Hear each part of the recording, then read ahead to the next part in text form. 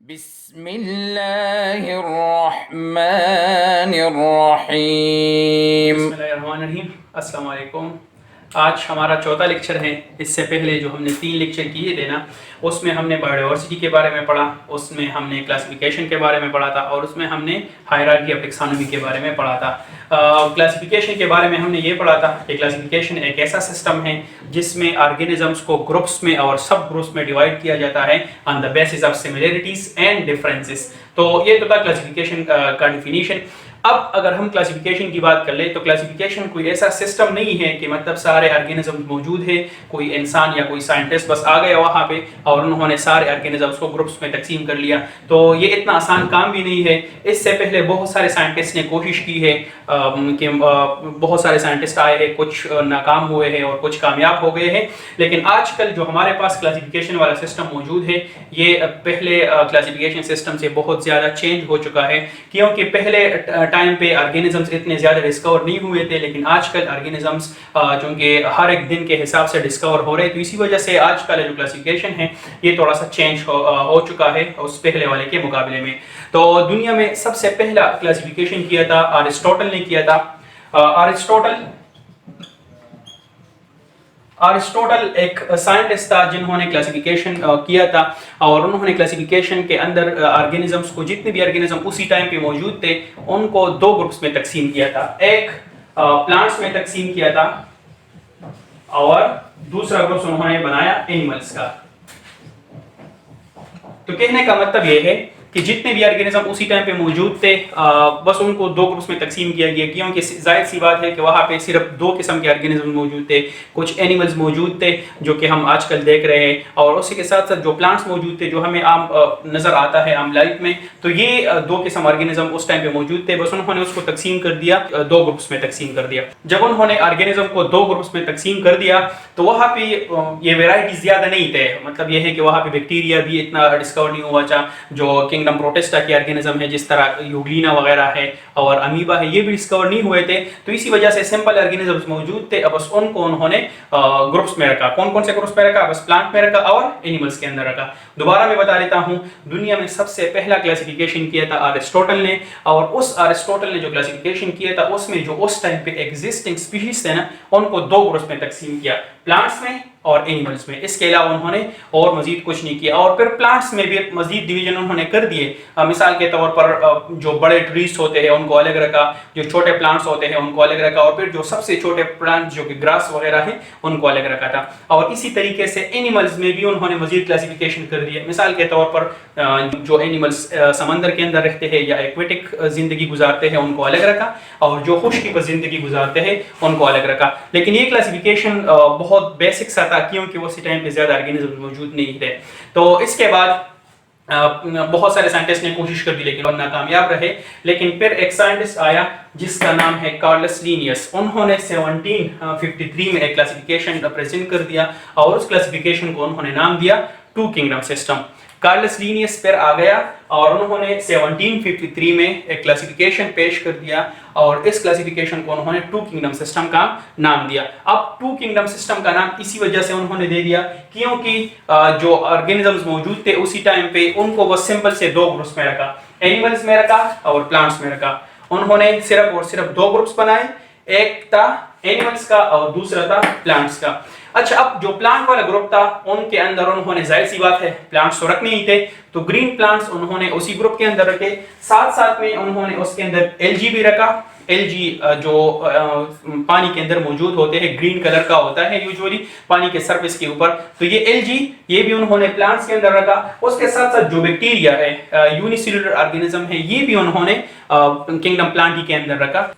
अच्छा, तो उन्होंने फंजाई को भी उसके अंदर रखा, जितने भी फंजाई के स्पीशीज थे तो सारे के सारे उन्होंने किंगडम प्लांटी के अंदर रखा। इसके बाद उन्होंने किंगडम एनिमिलिया का जिक्र कर दिया। किंगडम एनिमिलिया उन्होंने उसके साथ साथ जितने भी यूनिसेलुलर ऑर्गेनिजम्स थे उसी टाइम पे अगर मौजूद थे, और उसके साथ साथ जो मल्टीसेलुलर ऑर्गेनिजम्स थे, जो मल्टीसेलुलर एनिमल्स है, मिसाल के तौर पर डॉग्स, कैट्स वगैरह, ये भी उन्होंने इसी एनिमल के अंदर रखा। तो सबसे जो 2 किंगडम सिस्टम है ये किसने प्रेजेंट किया था? ये कार्लस लीनियस ने प्रेजेंट किया था 1753 में, और उन्होंने सारे ऑर्गेनिजम्स को 2 ग्रुप्स में रखा, किंगडम प्लाटी के अंदर और किंगडम एनिमलिया के अंदर उन्होंने रखा। जो किंगडम प्लांटी था उसके अंदर उन्होंने प्लांट्स रखे, जाहिर सी बात है एल्गी रखा, और साथ साथ में बैक्टीरिया भी रखा और फंजाई। तो ये 4 चीजें उन्होंने किंगडम प्लांटी के अंदर रखे। और उसके साथ उसके अलावा जो यूनिसेलुलर ऑर्गेनिजम्स थे या जितनी भी मल्टीसेलुलर एनिमल्स थे ना, ये सारे उन्होंने एनिमल्स के अंदर रखा। तो ये सिस्टम उन्होंने प्रेजेंट किया था। लेकिन ये वाला जो सिस्टम था ये भी ज्यादा सही नहीं था उसी टाइम पे, क्योंकि बाद में जब मजीद ऑर्गेनिजम्स डिस्कवर हो गए, बाद में जब मजीद ऑर्गेनिजम्स के बारे में पता चला, तो ये सिस्टम भी फेल हो गया। और उस सिस्टम ये जो टू किंगडम सिस्टम है ना, इस सिस्टम के फेल होने के 3 रीजंस है, और उसको हम कहते हैं लिमिटेशंस। जो कि ये सिस्टम क्यों फेल हो गया, वो 3 रीजंस यहाँ पे डिस्कस हो चुके हैं। अच्छा, ये सिस्टम क्यों फेल हो गया, ये 3 रीजन यहाँ पे हम बताएंगे। तो पहला रीजन क्या था इस सिस्टम के फेल होने में, वो ये था कि उन्होंने यूग्लिना को, जो साइंटिस्ट था ना कार्लस लिनस, उन्होंने यूग्लिना को रखा था किंगडम प्लांटी के अंदर। कि क्या किया था, यूग्लिना जो एक यूनिसेलुलर ऑर्गेनिज्म है जिसका ताल्लुक अभी किंगडम प्रोटिस्टा से है, लेकिन उन्होंने रखा था किंगडम प्लांटी के अंदर उन्होंने रखा था। अब प्लांटी के अंदर उसका बिल्कुल पोजीशन नहीं बनता। क्यों नहीं बनता, क्योंकि यूग्लिना एक ऐसा ऑर्गेनिज्म है जिसके अंदर दोनों कैरेक्टर्स मौजूद है। उसके अंदर एनिमल्स वाले कैरेक्टर भी मौजूद है और उसके अंदर प्लांट्स वाले कैरेक्टर भी मौजूद होते हैं। तो मिसाल के तौर पर यूग्लिना के अंदर प्लांट वाला कैरेक्टर कौन सा है, तो वो है कि उसके अंदर क्लोरोफिल मौजूद है। यूग्लिना के अंदर क्लोरोफिल मौजूद है, और चूंकि क्लोरोफिल प्लांट्स के अंदर भी मौजूद होता है ना, तो इसी वजह से यहाँ पे ये वाले जो कैरेक्टर है ना, ये प्लांट से उसका रिलेटेड। इसके साथ साथ उनके अंदर ये जो यूग्लिना है उसके अंदर एनिमल्स वाले कैरेक्टर भी मौजूद है, उसके अंदर कोई सवाल नहीं होता। तो इसी वजह से ये यूग्लिना का जो पोजीशन था वो किंगडम प्लांटी में नहीं बनता था। उसके लिए एक अलग सिस्टम की जरूरत थी, उसके लिए एक अलग सिस्टम की जरूरत थी ताकि वहां पे वो रख सके। क्योंकि जाहिर सी बात है उसके अंदर अगर ये वाले कैरेक्टर भी मौजूद है, प्लांट्स वाले और एनिमल्स वाले कैरेक्टर भी मौजूद है, तो उसका ताल्लुक किसी भी ग्रुप से फिर नहीं रहता। अच्छा, तो दूसरा रीजन यहाँ पे आता है जिसकी वजह से ये सिस्टम फेल हो गया, वो है कि प्रोकैरियोट्स और यूकैरियोट्स के दरमियान कोई भी फर्क वो नहीं बता सकता था। मतलब ये है कि अगर हम इस सिस्टम को देख लें तो यहाँ पे हमें पता नहीं चल रहा कि यहाँ पे प्रोकैरियोटिक ऑर्गेनिज्म कहाँ पे रखे गए हैं और यूकैरियोटिक ऑर्गेनिज्म कहाँ पे रखे गए हैं। बस सारे ऑर्गेनिजम्स वो एक दूसरे के साथ मिक्स हो चुके हैं। तो प्रोकैरियोटिक ऑर्गेनिजम्स के बारे में और यूकैरियोटिक ऑर्गेनिजम्स के बारे में हमें कोई भी ये मालूमात, कोई भी इंफॉर्मेशन नहीं दे दी। अब प्रोकैरियोटिक ऑर्गेनिज्म कौन से होते हैं, तो ये इससे अगला वाला जो चैप्टर है, चौथा चैप्टर, उसमें इंशाल्लाह हम डिटेल से डिस्कस करेंगे। लेकिन थोड़ा सा मैं यहाँ पे बता देता हूँ कि प्रोकैरियोटिक वो ऑर्गेनिज्म होते हैं जिसमें ट्रू न्यूक्लियस नहीं होता। प्रोकैरियोटिक में नो ट्रू न्यूक्लियस, और उसके साथ साथ जो यूकैरियोटिक है उसमें होता है न्यूक्लियस। सही है ना। तो प्रोकैरियोटिक में ट्रू न्यूक्लियस नहीं होता और उसके साथ साथ उसमें ऑर्गेनेलिज भी नहीं होते, लेकिन जो यूकैरियोटिक है उसमें ट्रू न्यूक्लियस भी होता है और उसमें ऑर्गेनेलिज भी होते हैं। और प्रोकैरियोटिक का यहाँ पे एग्जांपल जो दिया जाता है वो बैक्टीरिया का है कि जितने भी बैक्टीरिया है वो सारे प्रोकैरियोटिक में आते हैं, लेकिन उसके साथ जो यूकैरियोटिक है उसमें प्लांट्स और एनिमल्स वाले स्पीशीज आते हैं यूकैरियोटिक के अंदर।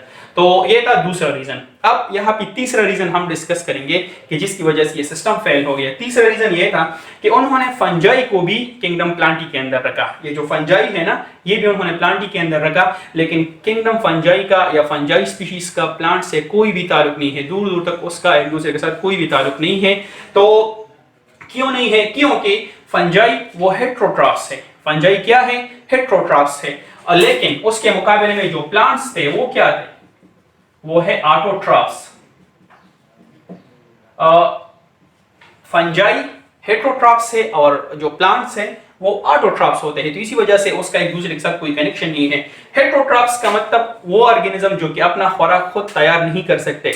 हेट्रोट्रॉप्स का मतलब वो है जिसमें वो ऑर्गेनिज्म अपने लिए खुराक तैयार नहीं कर सकते, लेकिन ऑटोट्रॉप्स में वो खुराक तैयार कर सकते हैं। मिसाल के तौर पर एनिमल्स की अगर बात की जाए तो वो हेट्रोट्रॉप्स है, उसके बॉडी के अंदर अपना खुराक तैयार नहीं होता। लेकिन अगर हम प्लांट्स की बात कर ले तो उसके बॉडी के अंदर अपना खुराक तैयार हो सकता है फोटोसिंथेसिस की मदद से।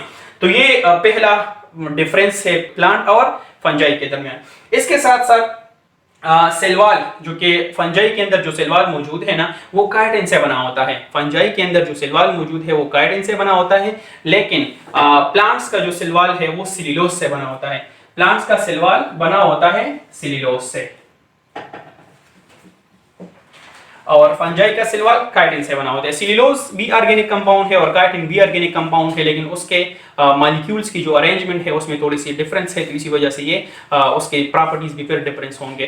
तो ये एक और डिफरेंस है। इसके साथ साथ तीसरा डिफरेंस ये है कि फंजाई एब्जॉर्प्शन मोड के जरिए अपना खुराक एब्जॉर्ब करते हैं। किस तरीके से एब्जॉर्प्शन मोड के ऊपर? मिसाल के तौर पर फंजाई किसी सरफेस के ऊपर, किसी लिविंग ऑर्गेनिज्म के ऊपर ये ग्रो होंगे, और या किसी डेड ऑर्गेनिज्म के ऊपर भी ग्रो हो सकते हैं, लेकिन किसी सरफेस के ऊपर ये ग्रो हो जाएंगे और उससे खुराक अपने लिए एब्जॉर्ब करेंगे, उससे अपने लिए खुराक जज़ब करेंगे। तो ये फंजाई के खुराक हासिल करने का तरीका है। लेकिन उसके मुकाबले में प्लांट्स क्या करते हैं? प्लांट्स अपने लिए खुराक तैयार करते हैं किस प्रोसेस की मदद से?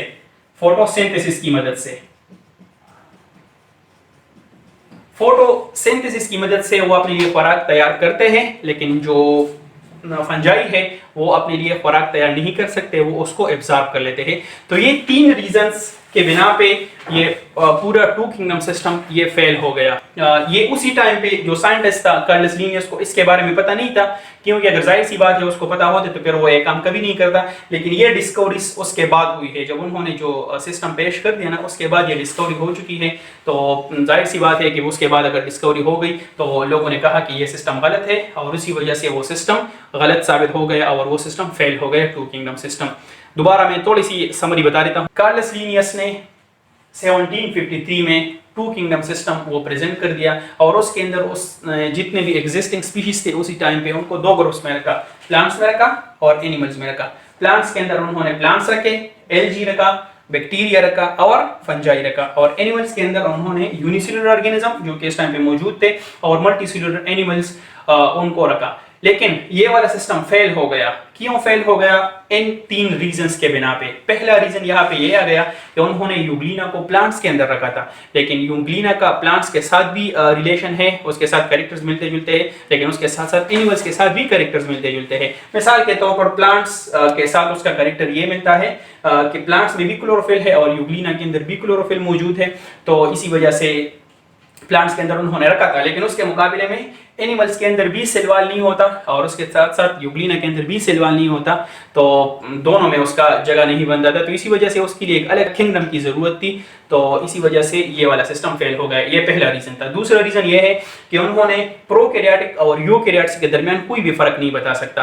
अगर इस सिस्टम को हम देख लें तो ये हमें कोई भी फर्क नहीं बताता कि इसमें यूकैरियोटिक ऑर्गेनिजम्स कौन से हैं और इसमें प्रोकैरियोटिक ऑर्गेनिजम्स कौन से हैं। उसके साथ उन्होंने जो तीसरा लिमिटेशन यहाँ पे पेश हुआ है वो ये है कि फंजाई भी उन्होंने किंगडम प्लांटी के अंदर रखा, लेकिन फंजाई का किंगडम प्लांटी के साथ कोई भी ताल्लुक नहीं है। क्यों नहीं है? क्योंकि फंजाई हेटेरोट्रॉप्स है और जो प्लांट्स होते हैं वो ऑटोट्रॉप्स है। फंजाई के अंदर सेल वॉल काइटिन से बना होता है, लेकिन प्लांट्स के अंदर सेल वॉल सेल्यूलोज से बना होता है। फंजाई खुराक एब्जॉर्ब करता है, एब्जॉर्प्शन मोड ऑफ न्यूट्रिशन है, लेकिन उसके मुकाबले में प्लांट्स वो फोटोसिंथेसिस के जरिए अपना खुराक तैयार करते हैं। अच्छा, तो ये आज का लेक्चर था। इंशाल्लाह अगले लेक्चर में हम 5 किंगडम सिस्टम के बारे में पढ़ेंगे कि ये वाला सिस्टम किस तरीके से मॉडिफाई हुआ और उससे हमें 5 किंगडम सिस्टम हासिल हो गया। आज के लिए आप लोगों का होमवर्क ये है कि आपके बुक में एक साइंटिस्ट का जिक्र आया है, अबू उस्मान उमर अल-जाहिज। तो आप लोगों ने क्या करना है, उसके ऊपर उसने जो बायोलॉजी के अंदर जो कंट्रीब्यूशन किया था ना, उसके ऊपर आप लोगों ने सिर्फ एक नोट लिखना है किसी भी पेज पे, और उसके साथ साथ उसको फिर व्हाट्सएप ग्रुप में शेयर करना है। तो आज के लिए इतना ही, और फिर इंशाल्लाह अगले लेक्चर में मुलाकात होगी। अल्लाह हाफिज़। अल्लाहुम्मा अंफ़अना बिमा अल्लमतना वअल्लिमना मा यंफ़अुना वज़िदना इल्मा।